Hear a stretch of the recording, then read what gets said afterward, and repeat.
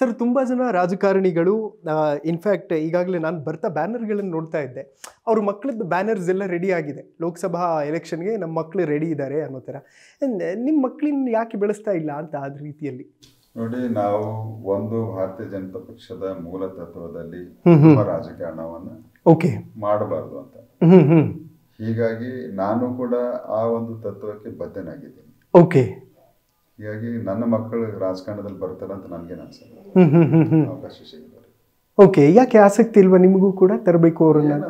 ಇಲ್ಲ, ಆಸಕ್ತಿ ಪ್ರಶ್ನೆ ಅಲ್ಲ. ಅವರು ಒಬ್ಬ ಭಾರತೀಯ ಜನತಾ ಪಕ್ಷದ ಕಾರ್ಯಕರ್ತನಾಗಿ ದುಡಿದ್ರು ಮಾತ್ರ ತಾನೆ.